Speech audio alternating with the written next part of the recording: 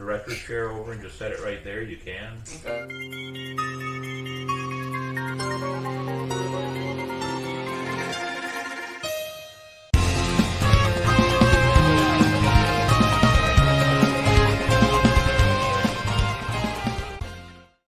Welcome to Captain's Quarters Podcast, episode 94.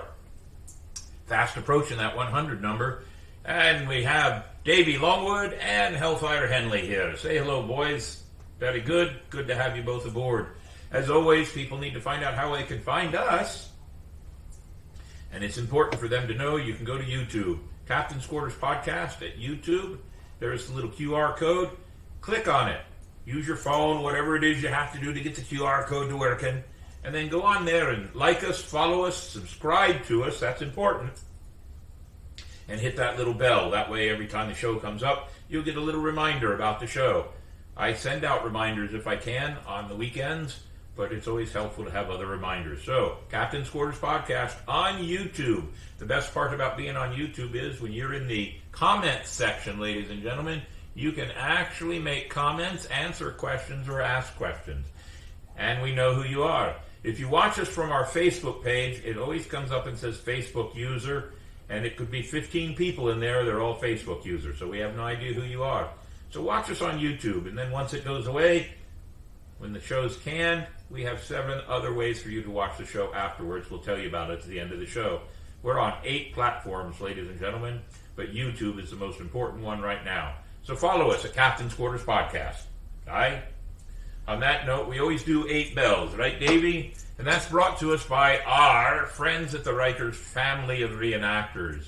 And I'm putting on my specs because it's always a difficult time for me to read everything. So, Davey, how many do we have tonight? 6. 6. Very good. A lot of reading. Carol Jean Duvall was an American television personality who hosted the long-running The Carol Duvall Show, which began on HGTV Network and later broadcast on DIY Network. The program ran on HGTV from 94 to 2005, and then on DIY from 2005 until the end in 2009. She was 97 years old. Vincent J. Speranza was an American private who served in the United States Army during World War II. After the end of the World War II, Speranza stayed in Allied-occupied France and Netherlands until December of 1945, and then returned to New York, where he became a teacher at Curtis High School. For his service, he received a Purple Heart, a Bronze Star, and a Presidential Unit Citation. Ladies and gentlemen, from this military man to that one, he was 98 years old, and probably one of the very few last remaining World War II survivors. William David Friedkin was an American film and television director, producer, and screenwriter closely identified with the New Hollywood movement of the 1970s. Beginning his career in documentaries in the early 60s, he directed the crime thriller The French Connection, which won 5 Academy Awards, Best Picture, Best Adapted Screenplay, and Best Director for himself, and the supernatural horror film The Exorcist, which scared the bejesus out of everybody back then. It all earned him a nomination for the Academy Award for Best Actor. He was 87 years old. Arthur Robert Schmidt was an American film editor with about 27 film credits between 1977 and 2005. Schmidt had an extended collaboration with director Robert Zemeckis from Back to the Future film trilogy in 85 to 90 to Castaway in 2000. He received the Academy Award for Best Film Editing on Who Framed Roger Rabbit and Forrest Gump. He also won several Eddies from the American Cinema Editors for Pirates of the Caribbean, Curse of the Black Pearl. Well, for that, we love him dearly. And let's see, he was 86, ladies and gentlemen. James Joseph Lindsay was a United States Army 4-star general and served as the first commander of the United States Special Operations Command. As a general, Lindsay commanded the 82nd Airborne Division, the United States Army Air Infantry School, the 18th Airborne Corps, and the United States Readiness Command, and was the first Commander-in-Chief, United States Special Operations. He retired July 1, 1990, and was 90 years old, ladies and gentlemen. Walter Charles, born Walter Charles Jacobson, was an American actor and singer.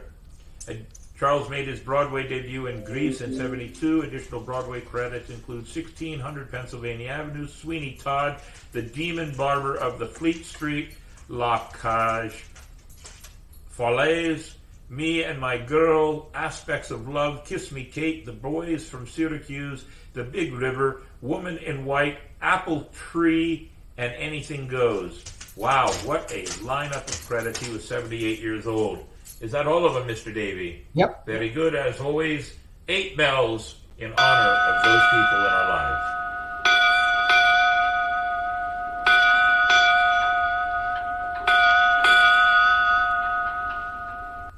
Very good, very good. And as always, after 8 bells, we try to bring it up a bit with Joke of the Week with little Mini Mayhem. Ahoy, mates. Mini Mayhem here with the Joke of the Week. Sponsored by Shirley Pictures. What type of car will you see a pirate drive? Think about it, and I will give you the answer at the end of the show. All right, very good. I do have to ask you, Davey, where are you getting all these jokes? Online, you can get tons of the pirate jokes. Because I did jokes for the Seawolf Privateers event, which we're going to talk about in a few minutes. And so we opened the show with a bunch of pirate jokes. So she went on one of those websites where you, and I say she, Katie, one of the leaders of the Seawolf Privateers, she went on one of those AI websites where you plug in something and it gives you something back. She got 20 pirate jokes. Half of them were the worst pirate jokes I have ever heard, which leads me to believe that we don't have anything to fear from AI because they have no sense of humor. On that note, ladies and gentlemen, quote of the week, sponsored by Spyglass Travel. If you want to get a really great walking tour of St. Augustine, why, you need to call up Spyglass. They are considered one of the 10 top walking tours of St. Augustine and good friends of mine, and they are sponsoring the quote of the week. What is our quote, Mr. Davey? Do not go where the path may lead. Go instead where there is no path and leave a trail. Ralph Waldo Emerson. That's a very good one. That pretty much says, stand out in the crowd. I like that one, Davey. Very good. And, of course, question of the week. Now, this question of the week, sponsored by our friends Miss Gina and the Ancient City Sirens, world-class dancers in every venue you can think of. Now, before you post that question up there, Davey, let me make one comment. We try very hard not to make this any kind of a political show whatsoever. We've only had 1 or 2 times where we've strayed off that course, but not so far that it's caused any kind of harm or detriment to anything we do. We truly want this to be a show on history, entertainment, and information. That being said, the joke I have is this. Not the joke, I'm sorry. Question of the week. Go ahead, Davey, post it now. Do you think the world is better off with such ginormous numbers of cameras and drones in our life? That simple. Do you think all these cameras, everybody having one of these devices in their hand, everybody having one of these devices is a good thing? With the drones everywhere now, is it a good thing? Is it a bad thing? But again, a question that I hope will not turn into a political. If it does, we will turn it down or shut it down. We don't want that. But I believe there's some good and bad in all of everything that changes of society, and this is one that we need to take a look at. On that note, ladies and gentlemen, crew adventures completed. Now, I participated with the Seawolf Privateers of Flagler County and helped them out with their murder mystery dinner show. It was great. They had 2 sold-out nights, the 4th and the 5th, and all the money they had raised goes to their foster children program. They did a great job. There's some of the performers right there.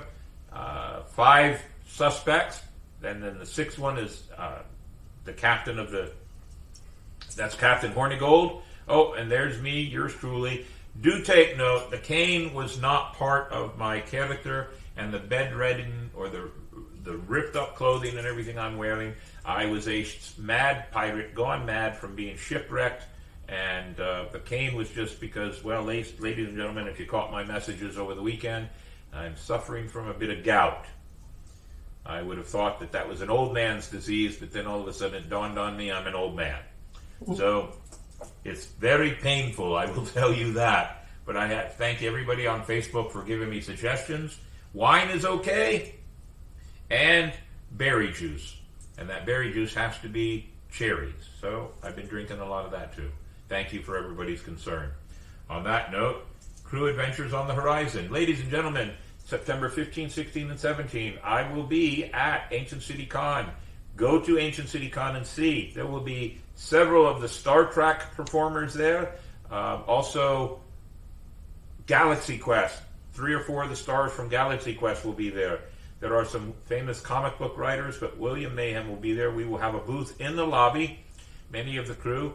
This year, they're allowing me to do a seminar, a panel, as it were, and it's called The Genesis of Your Inner Character in 1 hour, because I do an acting seminar that takes about 3, so I've got to combine it all down into 1 hour. The seminar with Captain Mayhem, sharing 50 years of acting, creation, and building an entertainment career. And it is $10 per person. We're also advertising, we'll start advertising this week, that if you are catching our ad and want to pay via PayPal or Venmo, we'll put a click on there for that. And everybody that comes to the event that day on Sunday at 1 p.m. to my panel, everybody will be receiving a very special gift from Captain Mayhem. And we'll be advertising that. So come on out. Ancient City Con's been a lot of fun. Davey's participated with me several of the years. My good friend and quartermaster of the crew, Leon, we bring some of our stuff out there and try to sell them. We don't have as much space this year, so we're going to try to not waste our time with taking stuff out that doesn't do any good. But come on out. 3 days and having a good time. On that note, one other quick announcement. If you're interested in sponsorships for our Spooktacular or Old City Pirate Fest, we are now working on both events, and we'd like to get some sponsors. If you're interested in being a sponsor in any way, shape, or form, please let us know. Also, you can let us know through our Gmail. Davey can pop that up there, our Gmail. And we're also going to do one other thing this year. Any crew from anywhere in the world that would like to put their flag over Old City Pirate Fest and have their flag fly for the weekend in the oldest city in the nation, if you'll send us your flag or one of your flags, and we'll make sure that it is returned if you want, and a $50 donation to our cause, we will raise your flag. I believe we already have 7 flags going up. We'd love to have more. So, come along, ladies and gentlemen. Fly your flag at Old City Pirate Fest. Captain's Quarters Podcast 21 at gmail.com. On that note, we've gotten all the business stuff out of the way that we like to get away and send up to get everybody interested in what we're doing. By the way, ladies and gentlemen, I am drinking port wine tonight, a nice red wine that's supposed to help my system. I forgot I had several bottles of it, but there it is. So, on that note, how about the video highlight of the week, which is part of why our guest is here tonight. Are you ready, Davey? Ready. Hit.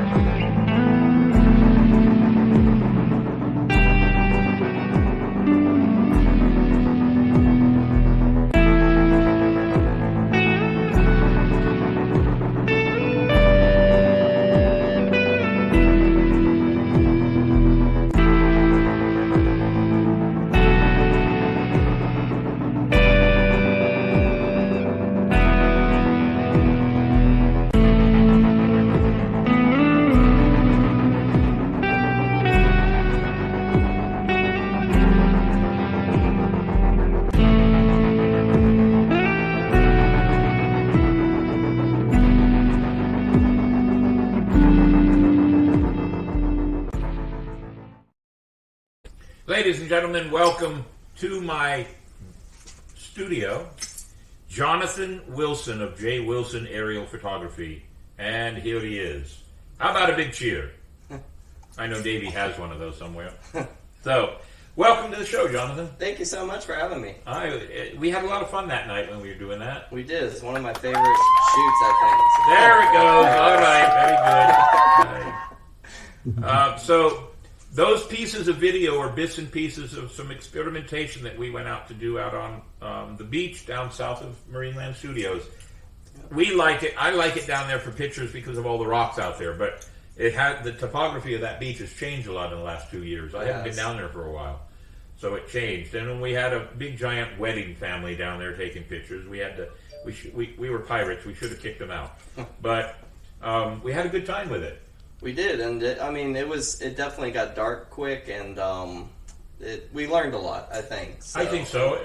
Looking at it, there are bits and pieces of the clips, and there's a good picture right there. I like that picture. And there's a good shot. And the sky in the background is one of the reasons we were down there, actually, because it was August 1st, and it was a full moon coming up out of the water. And that's a really good picture. The flame in the back at the front. But we were not prepared for the lack of light. Correct. And we're going to have to play with that a little bit more. Absolutely. We've got a couple ideas for the future, so stay tuned. There Absolutely. should hopefully be more to come. So. Whenever, and everybody that follows Captain Mayhem or the Swashbucklers or a podcast now, you know that we got this idea and we'll go out and tickle around with it for a bit, and then by that time, then we got it figured out. And the next time we go out, we get some really great stuff. We did get some good footage, but we did get some good pictures out of it also. And Davey's going to show you another piece of footage that he's going to play around with a little bit more, and it may become our opening intro to the show, because what are we keeping that intro down to? Under 30 seconds, right, Davey? Mm-hmm. Yeah. So we keep it under 30 seconds. There's a piece that we like that may work, and we're going to give your company, we're going to put your logo on it, so every week you're part of the opening of this show. Absolutely.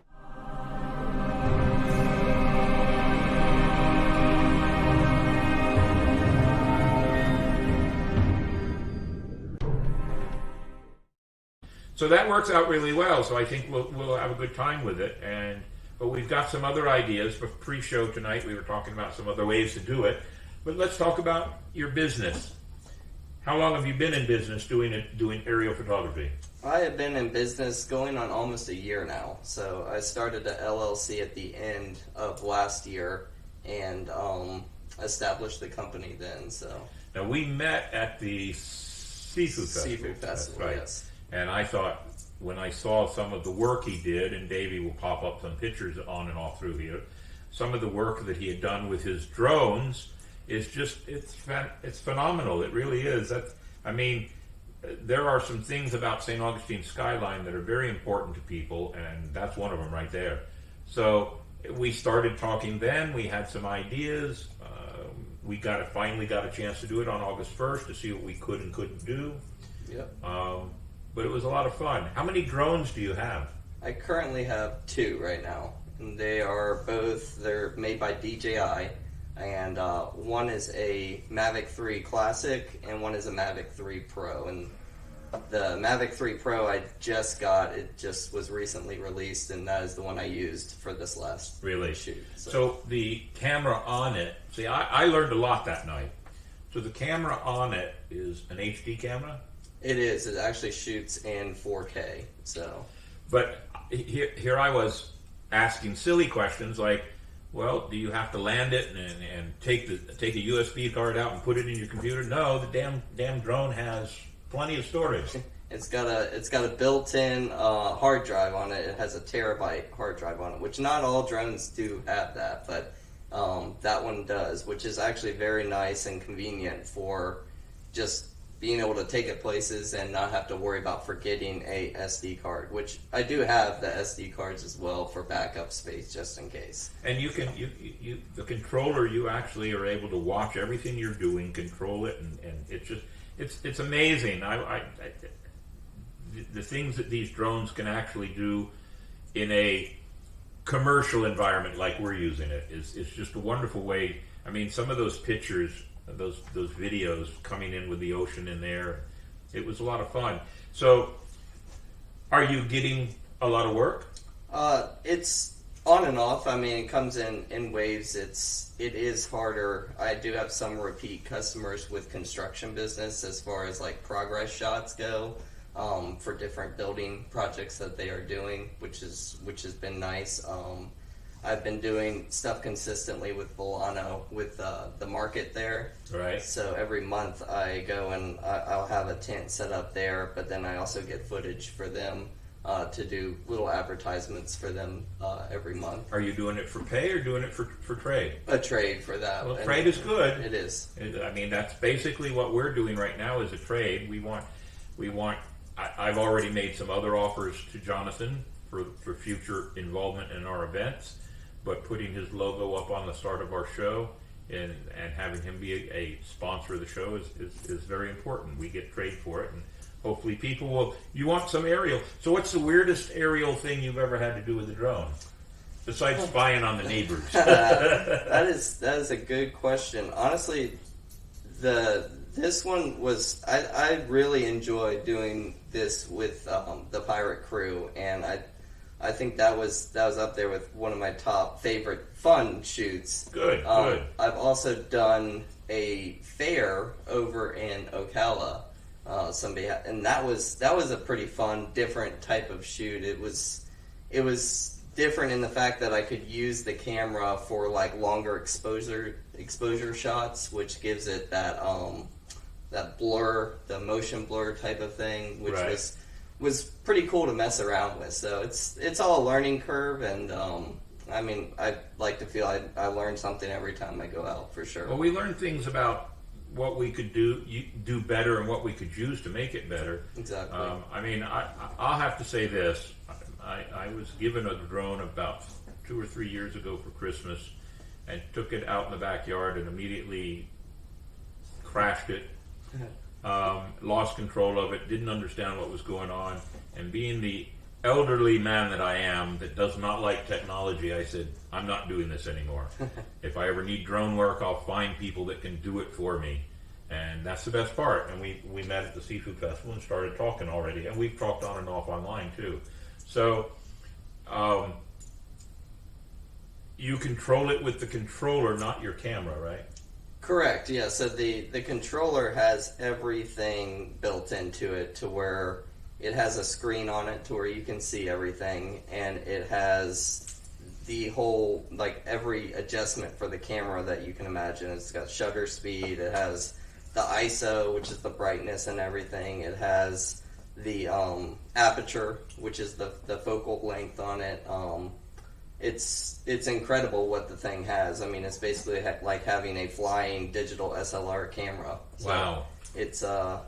It's pretty incredible what you can do with it. And the 3 Pro, the one I use, has 3 separate lenses. So it has a 1x zoom, and 3x zoom, and a 7x zoom on the actual drone itself. So it's 3 separate cameras that you can switch back and forth. Really? And that is so. It's not like a digital, it's an optical, so that means that the camera itself is set at that, so that's how you get that quality shots. Well, the aerial shots, if you go, and if you can, Davey, run a banner across the bottom for his website so everybody can go, so they can go and see some of his work. It's fantastic, and the pictures that come from it. So when you do your booth, when I met you at the Seafood Festival, you had taken still shots and framed them to sell. Correct. Pardon me. Do people buy those? They do. I've actually been very surprised. It's honestly, it's one of the best source of incomes for this business so far has been that people buying the pictures, and especially setting up at markets or festivals like that, because people come in and look for something to take home. Or decorate their walls with, and the scenery of St. Augustine, just, I mean, it's incredible. It really is fantastic. Do you have a couple more pictures there, Davey? I know you showed the lighthouse. Did I miss anything? Oh no, yeah, it was See, there's the top of the lighthouse. We need to get a picture of Captain Mayhem standing up there, but I'm going to tell you something. I'll be knuckle gripping that rail. I am scared to death of heights. That's why I'm the captain. I never had to make anybody... I never had to climb the rigging. That's... Casa Monica. Casa Monica. Look at that. That's a beautiful picture in the sky in the background. Look at that. Absolutely. How high will the camera go? Or will the drone go? So the drone will go very high. Legally, according to the FAA, 400 feet is as high as I can go. It'll go higher, though. It will go higher, 100%. You can actually go up to about 5,000 feet with the drone. Wow. But 400 is FAA, which brings another question. You have paperwork and licensing and everything else to do with the FAA. I do, yes. I have a certification from the FAA. It's Part 107 is what they call it, and it gives me permission to do this commercially. And then I also have an insurance policy protecting people if something were to happen and it crashes. I do have about $2 million worth of insurance to cover that. So it's something that I thought was definitely necessary after seeing some horror stories. So. True. Very much. Well, there's horror stories and everything. But absolutely. Yeah, with drones, yes. So when you go out and shoot, if you're just doing a shoot that you're trying to do all the scenery and everything, do you try to keep as many people out of it as possible? I do. I mean, I try to... one of my favorite places to shoot is honestly the lighthouse. Happy National Lighthouse Day, by the way. That's today. Is that today? That is today. So very good. Very appropriate pictures. So, but I shoot there either later in the evening or early in the morning before anybody is there, and that is because flying over people is also a no-no. Like, if you fly over a group of people or a crowd of people that have no clue that you're doing it, like what we did at the beach, everybody was aware that I was flying a drone, and that was okay. But flying over a massive crowd of people that have no clue, that's not okay. Like, that's a big no-no. So then that falls on the responsibility of the festival owners to make sure that they would post something that there's a possibility. That is something that would have to be posted prior, that there will be drone photography, so people are aware. Because we're going to do drone photography or drone videos over Old City Pirate Festival. And actually, I think Davey thinks it would be a good idea to do one over our Halloween exhibit because of the colors and everything. It would be awesome. Fun. Yeah, it would just... honestly, with this drone, and one of the reasons I got it is because of that 3x zoom. So I can stay far enough back to where I don't have to get necessarily over people to get the shot that I'm looking for. So we could actually literally... Well, before I ask the question, let's go with Nightingale in Florida. She has a really good question. What are the legal ramifications of a drone flying on someone else's property? That is a great question. It very much depends on where you are and what state you are in. Each state has their own laws as far as drone laws, and any drone pilot should know that. Now, if you are flying over from point A to point B and not like basically hovering over somebody else's property, that is okay. That's legal.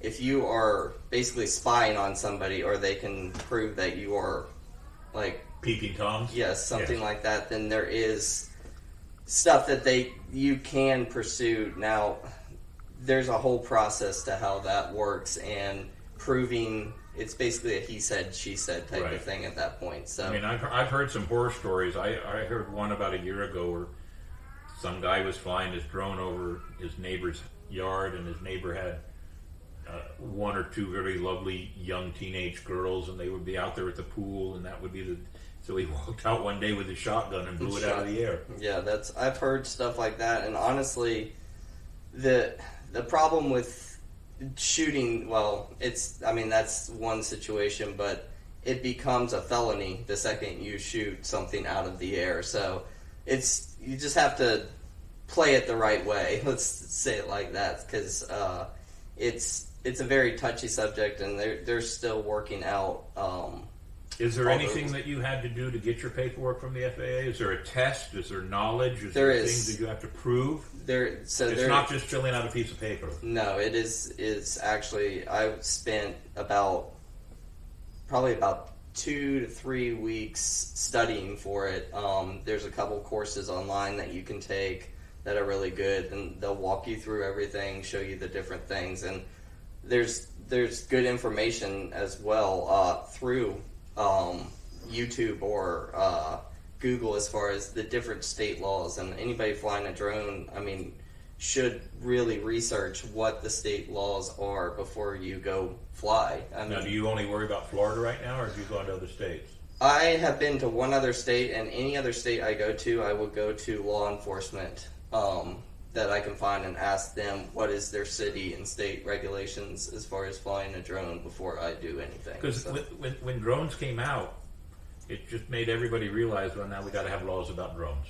Absolutely. And I mean, they're using drones now to carry ammunition and explosives in wartime. It just was on the news that Ukraine used some drones to attack a seaport this past week. Absolutely. So they're dangerous too. They are, and they can get very big. And honestly, even the ones that I have, if you fly the thing and don't know what you're doing, and you do hit a plane or a helicopter, you can take it down. I mean, and that's where that's the reason for the 400 feet. That's the reason for the 400 feet, because most aviation cannot come below 500 unless they're landing. And that's another thing. If you get closer to an airport, there is special authorization that you have to fly. So like Volano Beach, I have to put a application out like to get permission to fly there, and it goes through the St. Augustine Airport. So they know at that point, they have record that I'm flying a drone at X amount of feet, which I think Volano is 100 or 200 feet. That's the maximum you can fly there. There's also regulations about flying a drone over someplace like the fort, because it's federal property. Correct. So any national park, you cannot fly over the fort. So that's one big thing. I mean, you see a lot of top-down shots of the fort with drones, or hopefully it's helicopters. Let's leave it at that. But anything like that that's not okay. That's illegal. So you can get the shots from over the river, or the intercoastal there looking down at it. But there's a map that shows the boundaries. The zone. Yes. Okay. Well, that's so. I mean, I've stood out there at the Pirate Museum on a couple of evenings, and we do some evening tours, and I'm going, well, I wonder how they're getting away with that drone flying over the property. And within a few minutes, not every time, but within a few minutes, park rangers will come over and shut it down. So yeah, and I mean, I understand it on some properties. I don't necessarily. Actually, I guess if I were to back up and I could retrace this comment I'm about to make, I don't understand why it's so important over the fort.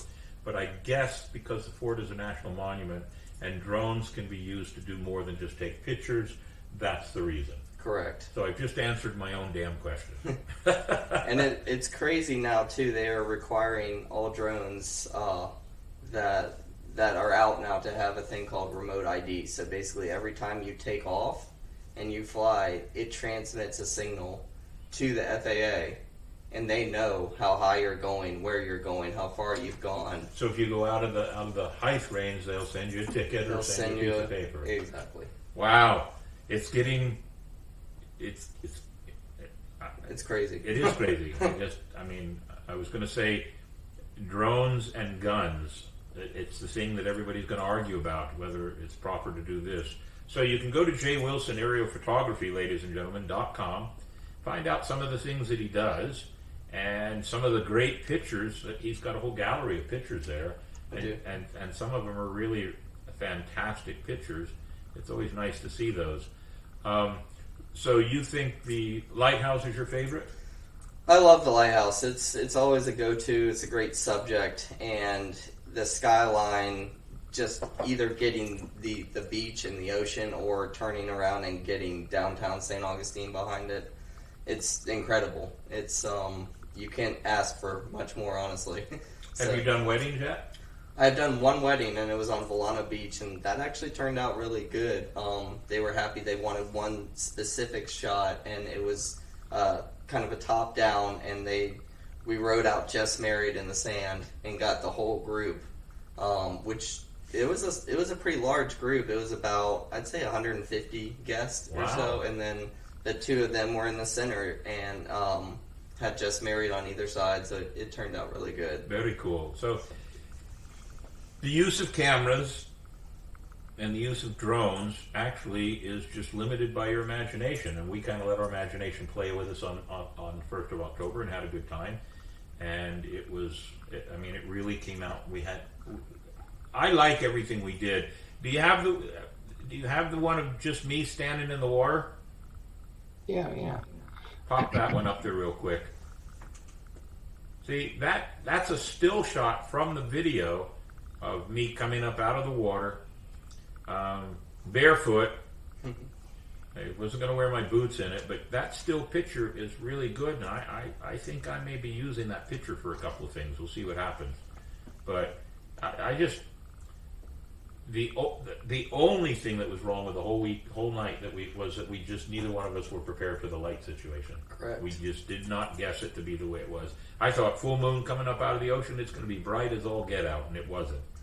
So it definitely got very dark, and I think if the moon would have come up a little bit sooner, then I think we would have been okay. But it waited until it was pitch black. Yeah, it was dark, and then. And I thought, well, where's the moon at? Did I read everything wrong? And then all of a sudden you could see a sliver up over the ocean and the bright light coming up. And it was gorgeous, though. It was a gorgeous moon. It really was. Got some great moon shots. Davey, did you get any of those in your collection? Some really wonderful shots of the moon coming up. It was a nice night, and the nice part about it was just enough breezy to keep the bugs at bay and not make it all hot and bothersome. So it was a lot of fun. We had a good time, and we got some good stuff out of it. You have another job, though. This is not your main job. It is not. You have another job, and that job actually kind of connects to Swashbucklers, too. It does. You work for who? I work for Champion Brands, so I deliver beer as well for them. And I actually worked for Burkhart before that, but Burkhart just recently shut down. So I moved up to Champion now, and I deliver for them. So.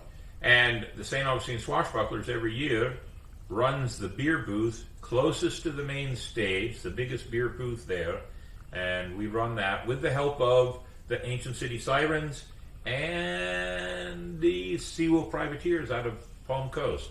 We all get together and provide beer for all those nights of the whole weekend, and the tip money goes to our charities. The foster charities in Flagler, the charities that the St. Augustine Swashbucklers take care of the children and St. Augustine Youth and Inc., and the St. Augustine, the Ancient City Sirens. A lot of their money goes to the Fur Babies charities that we have in this town. So it's always a great thing. You want to get your beer, always come out and get your beer from the St. Augustine Swashbucklers at the Celtic Festival. And I bet if you're not there with the booth at the Celtic Festival, we'll figure a way to have you be a part of the booth we have, because they give me a booth as part of what I do. And maybe we can do some aerial shots of the guys serving beer. Absolutely. We try to put the pretty ones. There's a picture of the moon. Look at that. That was the moon that night. We try to put the pretty ones up front serving the beer. We try to put the ugly ones in the back pouring the beer. So it always works out better that way. Mason, which side did you get, front or back? I was in between doing the sodas and waters. So, all right, very good. So, have you got any close call bad stories? I have one bad story, and I was actually I learned a lot from it. I was in Savannah, and this is the reason I have insurance, honestly. I took off we went down, we were on a family vacation, and we went down, we were staying right on the river there, and I went down and took off and got this incredible night footage of Savannah. Savannah is absolutely gorgeous at night. It's a pretty town. And, some of the best, city nightscape. I got the riverboat there and everything, and I was like, this is amazing. I can't wait to do this. Well, I didn't bring my computer with me, so I did not download the footage after I was done with that night shoot. The next morning, I go and I'm like, I'm gonna get the sunrise. So I got up early and got down there, and I set the drone up, took off, and within 5 seconds of taking off, the thing just decided it wanted a mind of its own, apparently, and just flew straight into the river. Really? And I'm like, what just happened? And I'm like looking at it, and I'm like, did that really just happen? And I'm like pressing every controller, like every which way. And the good thing about DJI, and I think other drones have it as well, is it captures your flight record. So every movement that you do is stored in there, and it actually shows what you were doing with the sticks while it happened. So I sent a flyaway thing, because the second you have any sort of flyaway, you have to submit that to, if there's damage or anything like that, or you can't find it, you have to submit it to the FAA and to DJI, so they know the drone's gone. But they were like, send us the records, and I sent it to them, and within 24 hours they were sending me a new drone. Really? Yes. So the fault was the electronics. Yeah, and I was worried, because I was like, was it something I did, or did I start it too soon? Did I do this? But apparently there was some sort of fault, and the thing just decided it just wanted to... Right into the water. I mean, it just went and went and went, and it was like halfway out over the river, and the thing just kept going, and then finally just went down and just dunk. And I'm like, whoa. And I'm like, all that, and the drones, it's a drone, it's a thing. That can be replaced, but that footage that was on it, I'm like, I was kicking myself. Yeah. For the and if you've ever been on the Savannah River there, on the Savannah waterfront, that water moves pretty quick. Yeah, there was no... I kept looking, because we were down there the rest of the day, like, walking around, and I was just, like, sick, and I just kept looking over the edge. Yeah, like, hoping it would just float up, right? Just randomly just wash up. Yeah, right. It probably already washed out to sea. Absolutely.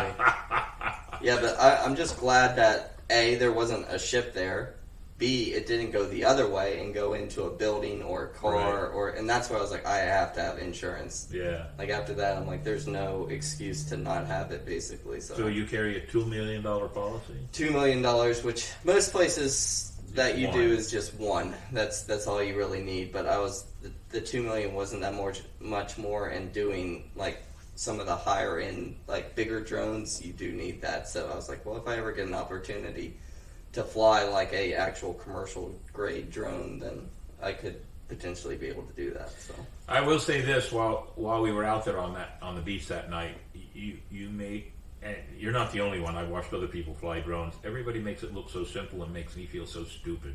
I just don't understand why I couldn't figure it out. But I guess it's the time frame I'm in. That's all it is.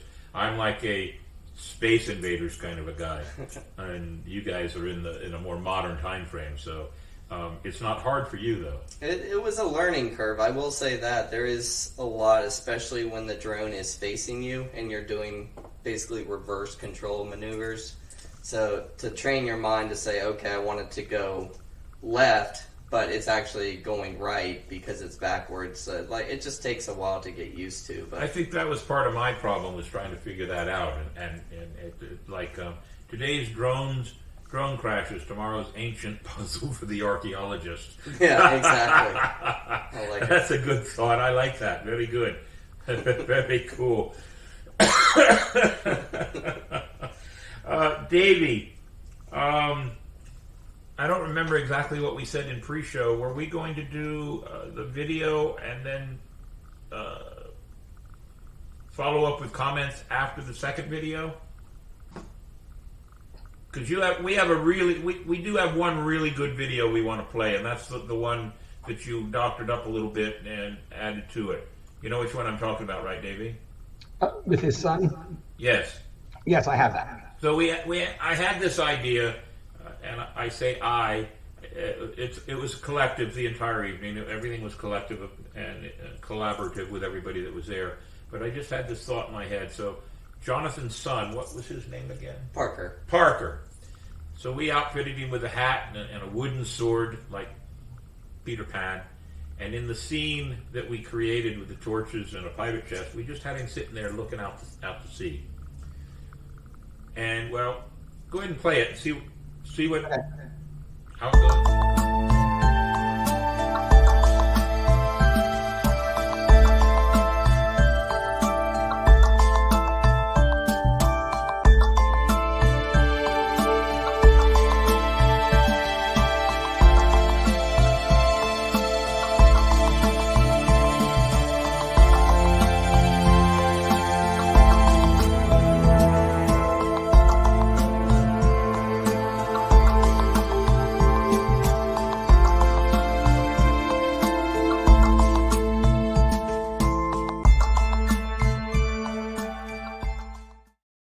So the whole concept was that the boy is dreaming of pirates, and like Mark Twain said, we'd hoped that if we'd lived a good life, God would let us all be pirates. So kind of that whole that prospect, and then the pirates kind of step out of the background and step into the picture. We are going to play around with that video a little bit and make it a little closer to the imagery I had in my head. Davey's already said he can do it. And I think that's going to be a really good video for us to share and play with for people. And Parker, he was a lot of fun. He had fun doing it too. He did. He absolutely loved it and loved being there and just being involved. I think he's definitely got a future in acting. Good. He's very artsy when it comes to that. So and we let him keep the hat and the sword. And he loved that. So he got to keep all that, and it was a lot of fun, and he took direction well, and he was very helpful along the way, making sure props were put in the right place and everything else. And we lost one prop that night. We have no idea why. It wasn't a major prop that I have to worry about, but it was a wall-hanging fake gun. Somebody is going to find a gun out there on the beach and think they found a piece of pirate treasure. I'm still waiting to see if anybody on the news pops up with it and they found something. Then I can call them up and say, well, that's my gun. I lost it in a picture shoot. I'll take it back now. So, but it was a lot of fun, and Parker was a lot of fun doing it. And depending on what we do to play with that video has some possibilities for what we want to do. And, but it gave us ideas on other things that we want to do. And I know it was a weeknight, and St. Augustine Swashbucklers, not all of them could come out. I mean, we have 60 members, and we got 5 because it was a weeknight. We'll work on some other things. But any of the crew that are watching, we're already working on an idea that all of you are going to have to get up and be ready for a sunrise shoot. So we'll see how good that goes over. So do you see a direction that you want to take your aerial photography for other business? I mean, I definitely like the direction it's going and making contacts within the city. I mean, I love St. Augustine, and I love being here as a whole, and just further showing off and showcasing our city's beauty, and hopefully just making the right contacts with doing major events in the city or doing commercials for the city.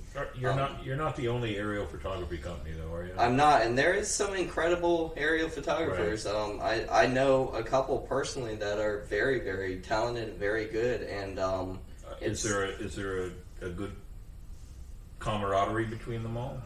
To an extent. I mean, I think everybody's got their own little niche that everybody's kind of picked up on, and you try to not step on anybody's toes with what they're doing, and still try to like progress. And because when other people do stuff, you're like, oh, that's a great idea. I'm going to go out and try to like repeat that, or try to do something a little bit different, or just tweak it and make it your own. And I think we're all just like learning from each other, honestly. And I mean, I would love to. I mean, I love flying. I've flown with Aerial Dad, Brad, before we've flown at the CPS festival together. So, and he's a good bud. So, I mean, he's a good dude, and he's an incredible drone pilot. So, very cool.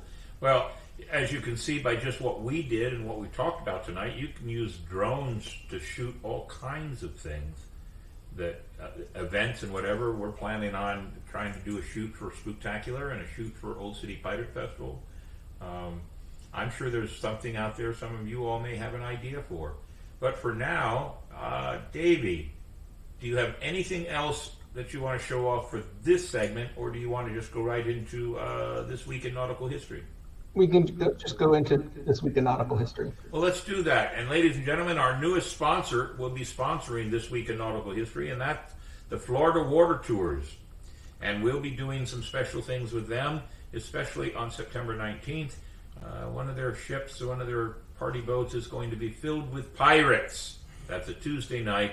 Talk Like a Pirate Night, September 19th. We're going to fill the ship with pirates. And it might be kind of fun to bring the drone and shoot some... I was just thinking that when you said that, so I like it. It might be kind of fun to do that and shoot some pictures that way. And maybe those pictures and those videos will be good for them, but it will be good for us. And helps everybody. Helps everybody out. And the way that it's happening is that the pirates that go on board are all each individually making some kind of a monetary donation, and that donation then will be turned around and given to Florida Water Tours for their Water Warriors project for children. That's their 501. So if we have some extra seats right now, it's pirates only. Yep, we're snobs. Pirates only. But we'll see what happens. On that note, ladies and gentlemen, with our sponsor, Florida Water Tours, they will always sponsor This Week in Nautical History. Take it away, Davey. Welcome to This Week in Nautical History, sponsored by our good friends at Florida Water Tours. If you want to see a beautiful city by water, then they are the company for you. Let's see, this week we have 1492, Christopher Columbus arrives in the Canary Islands on his first voyage to the New World. Then, 1508, Spaniard Juan Ponce de Leon finds Capara, the first European settlement in Puerto Rico. In 1573, Francis Drake's fleet returned to Plymouth after years spent raiding for Spanish treasure. Then in 1588, English set alight 8 fire ships with pitch, brimstone, gunpowder, and tar, and cast them downward towards the closely anchored vessels of the Spanish Armada, scattering the Armada. And in 1673, Dutch battle fleet of 23 ships demands surrender of New York City. In 1718, Battle of Cape Passaro, British fleet destroys Spanish off Sicily. And finally, in 1959, first ship firing of Polaris missile, Observation Island. And that is This Week in Nautical History. Got a bar on the boat. Ah! Caught me talking. Very good, Davey. Some of you may notice that we've gone from a music background to a verbal background on our This Week in History. Are we doing the same for This Week in History also, Davey? Yes, Captain. So all those other platforms, people can at least, instead of hearing music, they can at least hear what the history is. Absolutely. 5 of the platforms that we have that we're on, when it downloads, it's all sound. There's no visual. There's nothing to see. It's all audio. So we realized that by doing certain things like This Week in Nautical History or This Week in History, the music would play, but the people that were listening, that's all they heard was music. And I'm sure at points in time they would go, well, that's silly, and they turn us off. So Davey has started narrating some of them. I will be narrating some soon. And I think we're going to try to get old Hellfire Henley to narrate a few here and there. We're all going to have a little bit of our own voices in each and every one of these things so that we can play it. We're still looking at the concept of maybe putting a little bit of light music in the background also. But tell us what you think. Some of you that are watching us, you've heard us do it with the music. You've now hearing us do it with Davey's voice. Let us know what you think. The narration is really wonderful. I like it better. And Davey, you do a great job. I just have to ask you this. Do you do each one of them separately and then join them together so you don't have to worry about verbal missteps? I have them all lined up in order, and then I can just read them off. And then I first do the narrative for all of them. Then I can add the slides in, and they can be fit where they come in. It's easy to fit them in then in order. So they flow nicely. Will we be able to put music to the background? Yeah, we'll just have it. It'll be very low. Yeah, very low key. So there was a reason, Let's see, Black Sails Adventure Company. I like Davey's voice on the read. Well, there you go. Look at that. But having Davey explain it to you, ladies and gentlemen, every once in a while, I want everybody to understand it. We're not just sitting here doing stuff. Davey puts in many hours on Sundays and Mondays, making sure everything is cut and put together. All I have to do is just write up the script and make sure all the people involved are there, and the right address and the timing, and get everybody involved, and then just sit here and be a pretty face. Davey does a lot of the work. And then Hellfire, with his little shorts that he's done, brings more attention to the Captain's Quarters podcast. So it's a joint effort. And you'll notice that Mandy's not here tonight, but she does she lives in Utah, ladies and gentlemen. That's a 3 or 4 hour difference. I do not ever expect our good friend Mandy to be on the show every Monday night. She has a life of her own. And I do want to say, and she's not watching tonight, but I am going to say something very, very nice towards her.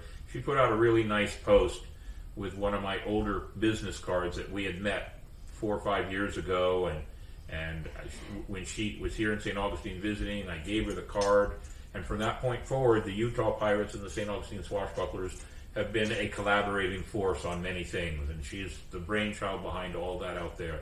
One of these days, I'm going out to Utah to visit, and I hope they throw a party. Not for me, but just to have a party so we can have some fun out there. Because drinking out in Utah has got to be fun. So there you have it. So Davey, while you're playing the next one, we were going to do, in between the two, we were going to do the guest lineup for the week, for the next couple of months, right, Davey? Oh, yeah, you wanted to do that instead. Yes, go ahead and pop that up there real quick, and let me put my glasses on. I'm playing with the wrong one. There it is. Yeah, there we go. Ladies and gentlemen, that's our lineup for future guests. There's been a few changes made. Let's see. John Miriam is coming on August 21st. You see I got 21 and 21 both times. So August 14th is John Miriam, which is next week. August 21st is Ron Brown. I'll have to make that quick correction by next week. They were reversed, but Ron Brown could not make it, and he wants to come here and be in the chair in person, so he's coming to St. Augustine that weekend. So Sheriff Hardwick's coming back out. We got Black Sails Adventures out of North Carolina. September 11th, I'm still working on a surprise for the show. Hopefully we'll have it up and ready to go within the next 2 weeks so we can advertise, because it'll be a show you don't want to miss. Our anniversary show and Talk Like a Pirate event, Humane Society, and Colby, author of Wicked in St. Augustine. It's a very great history book on some of the wicked ways of gambling and prostitution and rum running that happened in this fair city. Morgan Lanny, a ghost tour guide. She's one of my favorite ghost tour guides, one of my favorite tour guides, actually. And Carol Busby, she was on the show once before with her book on the possibilities of Anne Bonny living past her time. And we're going to talk about the history of pirates, which means I got to do some research. We're going to promote the Spooktacular on October 23rd, and I got some other things that may happen that same week. Also then, Halloween special, tasting tours of St. Augustine, Dick's Wings live podcast, our holiday crew party for charity, and a live podcast on November 13th. You'll be welcome to come to that if you like. Bring the little one. And, of course, we've got a few dates that are still open. The 20th of November, 4, 11, and 18 in December. And that closes out our entire year. I'm already starting on the next year. So, ladies and gentlemen, if you want to be a part of the show, I've got some spots. But if you'd like to wait till 2024, please send us a message. If you're the captain of a crew, want to talk about your crew, we'd like to host you and feature your crew on this show. Let us know. There's all kinds of things we can do with this show, and it is for the community. Captain's Quarters Podcast 21 at gmail.com. On that note, Davey, go ahead and play This Week in History. All right. Welcome to This Week in History, sponsored by our good friends at Dick's Wings Bar and Grill. If you like great food and great drinks, then this is the place for you. We begin This Week in History in 1420. Construction begins on the dome of the Florence Cathedral. 1862. Confederate General John Hunt Morgan and his raiders captured Gallatin, Texas. 1867. U.S. President Andrew Johnson defies Congress suspending Secretary of War Edwin Stanton. 1885. $100,000 raised in the U.S. for pedestal for the Statue of Liberty. 1908. Henry Ford's company builds the first Model T car. 1927. Wings, one of only 2 silent films, the other being The Artist, to win an Oscar for Best Picture, opens starring Clara Bow, Outstanding Picture in 1929. Then, on August 9th, 1942, Rex Stout moderated the first of 62 wartime radio broadcasts of Our Secret Weapon, produced by Freedom House and airing on CBS. 1944, Smokey Bear debuts as spokesman for fire prevention for U.S. Forest Service, named after New York City fireman Smokey Joe Martin. 1945, U.S. drops second atomic bomb, Fat Man, on Nagasaki, Japan, destroying part of the city. 1955, U.S. President Eisenhower raises minimum wage from 75 cents to $1 an hour. Then, on August 27th, 1960, Axe Handle Saturday, also known as the Jacksonville Riot of 1960, was a racially motivated attack that took place in Hemming Park in Jacksonville, Florida. 1974, Richard Nixon resigns as President of the United States, and Vice President Gerald Ford swears the oath of office to take his place as the 38th U.S. President. And finally, 1990, U.S. deploys troops to Saudi Arabia, beginning Operation Desert Shield. And that is This Week in History. Very good, Davey. I guess your voice is very soothing when it comes to narrating. I like that. So I've gone back and looked at some of the comments. There's a few that I have to just pop up here. So let's go back to the very beginning here. Let's see. Thank you, Jim. Another fabulous Monday, he says. Watching reruns of Flip Wilson with Pryor and Conway. That would be Richard Pryor and Tim Conway as guests. I remember that show, and it was a lot of fun. Will, the historian, that's my son. He's a high school, or a junior high school history teacher this year, and he's watching from his classroom. Ahoy, everybody from Cedar Key. You're over in Cedar Key. What are you doing over there in Cedar Key, Nightingale? Hi. Let's see. Where are some of the ones I saw? Okay, so Scarlett Deerhart may have given away the Mayhem joke of the week. If she's right, we'll send her a consolation prize. Let's see. Our technology is advancing faster than our knowledge of how it is affecting us. That's very true. Mm-hmm. Very, very true. That's why everybody's scared of AI now. Because you can go on there and see what is going on. And so I see a Facebook user that says they're watching. Love to have you here. Wish I knew who it was.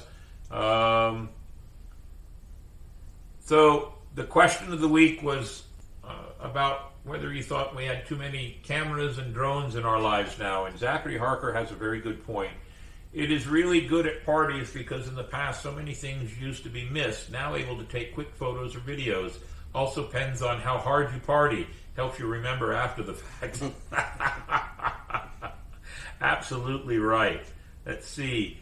It helps, but can also be a problem if the drones end up in the wrong hands. Yep. Well, that's very true, very true.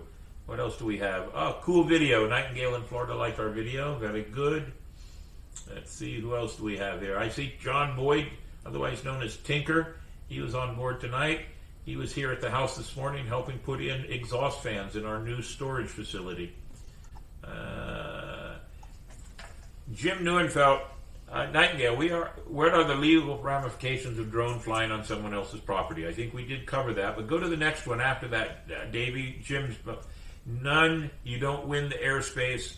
The government does. I think he meant you don't own the airspace. The government does. That's correct. Yeah. And Scarlett Deerhart, you did hear a cat. It was one of my cats making noise. He was playing with his little mousy toy. Will, the historian, that's a good good piece of information. James Cameron warned us about this. First drones, then Skynet, then finally Arnold Schwarzenegger running around naked looking for a bike. Good comment there. Good comment.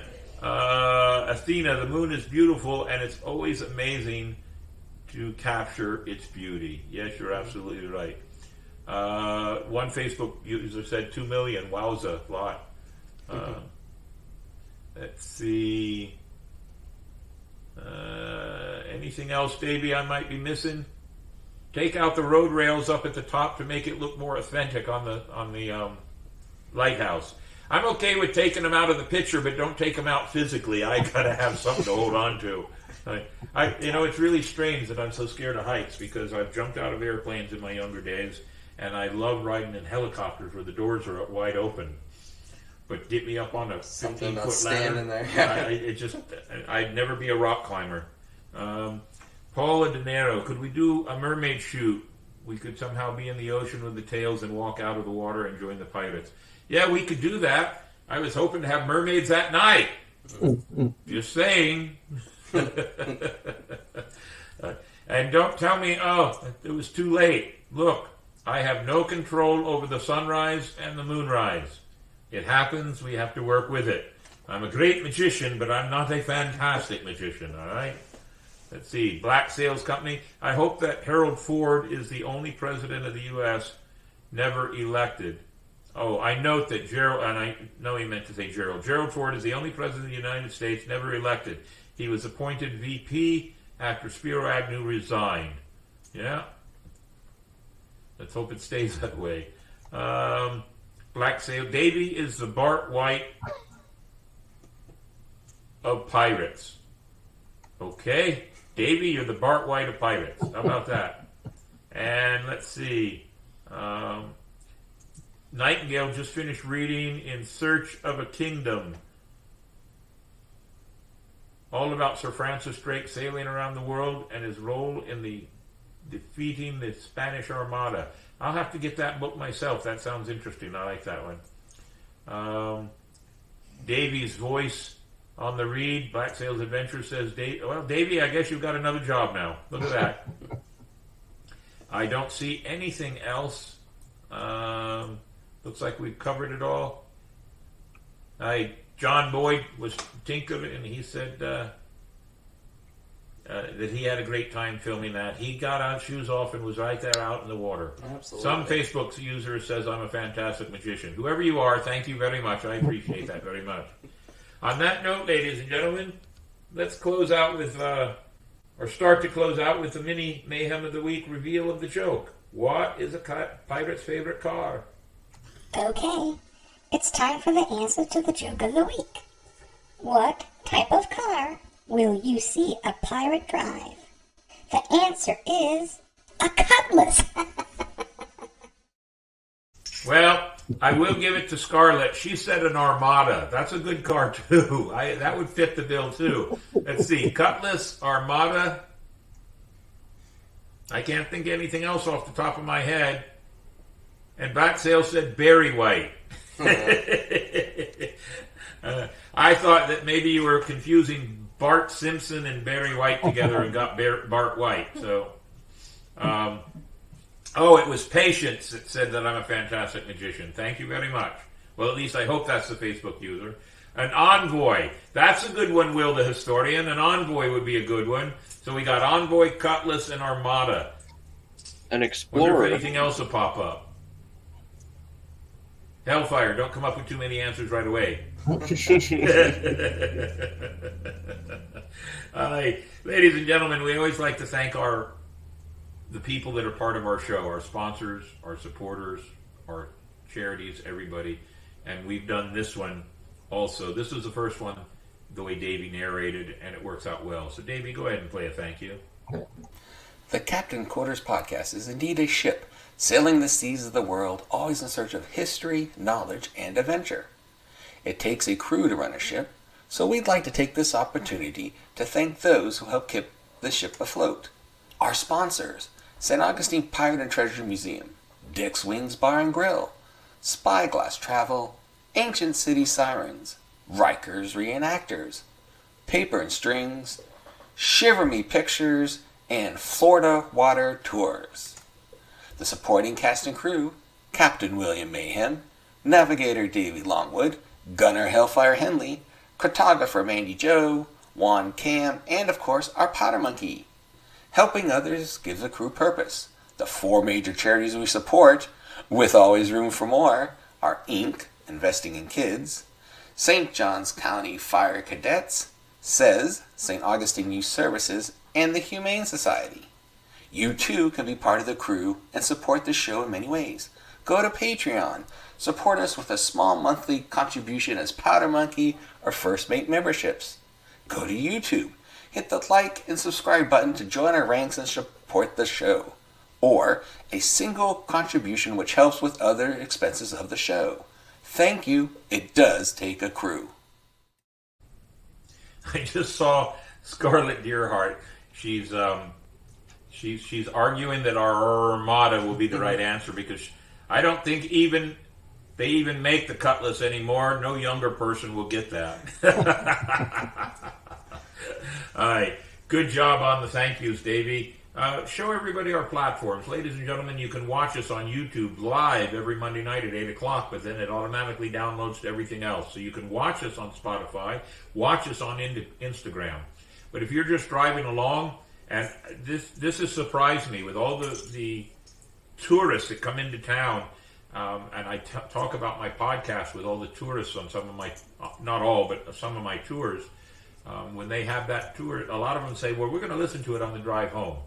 And they get to drive home from here to Missouri or here to wherever.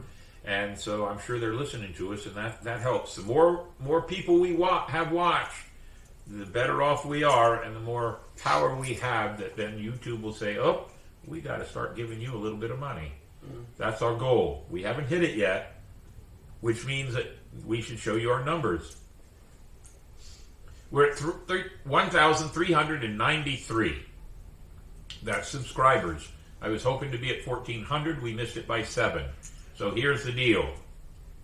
I'll change my numbers now. I'd like to be at 1,450 by the end of the month of August. 1,450 by the end of August.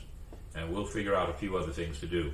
Special guest, our top videos for this last 48 hours was one with Captain Morrow, Pirates, Mermaids, and Sirens, Oh My, and Blue Lotus performing at the Seafood Festival. Those are some of our top videos. We're getting 2,100 views. Is that in the last 28 days, Davey? Yeah. And our watch time hours are over 312 hours of watch time. And that's pretty good. We need to bump those numbers up just a little bit more. It's always nice to be able to have all the fans doing things with us and look for some other ideas. One thing that I have to do before we end the show, we give every one of our guests one of these. It is a souvenir of the show. It is our logo on the poker chip. Awesome. Thank you. On the back is our sign-off verbiage. Now, if you know anything about Vegas, it's a black poker chip. Black chips in Vegas are $100. I'll give you a warning, that's not worth $100. I'm not going to try. All right. But we give one to everybody, and one of the things we tell people, the more and more we give these out, if you happen to be in town, and Davey and I need to start paying more attention, if you happen to be in town and you have one of these, and you present it to us, if you catch us downtown, if you show us yours, we'll show you ours. But if we don't have ours, we have to buy you the drink. There you go. There's the deal. So we'll have to make sure we start carrying these with us because I keep forgetting once in a while. But if you have one of these, well, there you go. Show it off and get a drink. But if you show it to me and I have mine, you're buying me a drink. That's the deal. It's a challenge coin. So we'll be doing more of those. But keep that handy and hang on to it. Yeah. That's the ones we give for everybody. Thank you. On that note, is there anything else that you would like to say or share with everybody here? Or your business or anything else? Davey, take off our email and put aerial photography back off real quick so we give him a little bit more. But you'll start seeing their logo in our sponsor page because of the work we've already done and the work we've talked about doing. I'm making you an official sponsor of the St. Augustine podcast. I appreciate that. Thank you so much. And it's all done on trade. Yes, absolutely. Everything is trade. It just means that when I call you and I need you, you'll be there. I'll be there for you. There you go. Exactly. So go to their photography.com and jwilsonaerialphotography.com and see all the great things he does. Maybe you have an idea that you could make a deal with this fine gentleman. He's been very easy to work with, collaborate with, and I think some of our ideas popped out at the same time when we first met.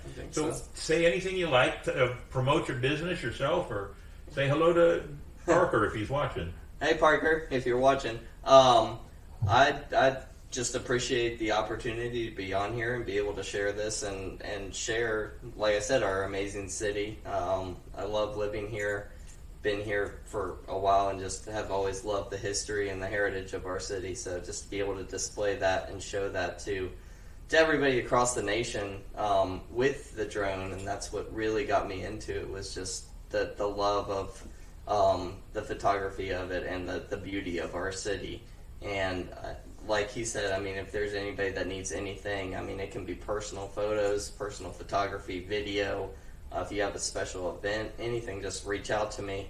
I've got my number and everything, my email's on the website, so check that out. And I try to keep that updated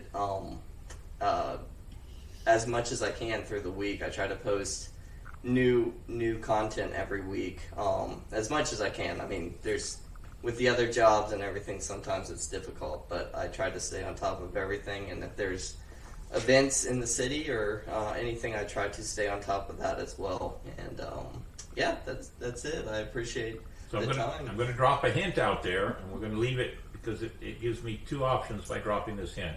One, it gives me an option of bringing Jonathan back on the show for another idea, and two, it gives me the option of using Jonathan's third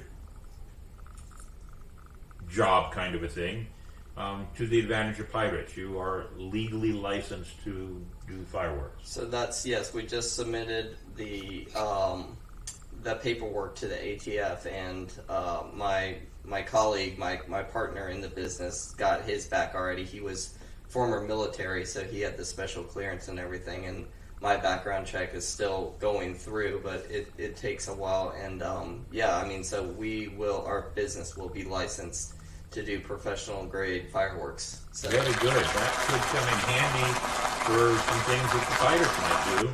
We'll have to see what we can come up with. So ladies and gentlemen, it's been another great show. This was episode 94. 6 more and we hit the 100 mark, the centurion mark. I'm not sure what that date is going to be, but I think it's right around September 19th, give or take. That would be very appropriate. And we hope that you'll continue to watch everything we do with our show and be a part of our crew. We love having you, and be watching. We have some great things coming up, and I think next week we'll talk about those a little bit more. But for now, ladies and gentlemen, we've reached that point where we're just about an hour and 25 minutes into the show, and I think it's time for us to say what we always say to make sure everybody is appreciated. Go ahead, Davey. Part of the podcast. Part of the crew. Always. We can't do it without a crew. It would just be us sitting here talking to each other. Thank you very much for being a part of our show, and we love and respect each and every one of you. Follow us along. You never know what's coming down the lane. In other words, bring me that horizon. Yes, I stole it from Jack Sparrow. Cheers to all.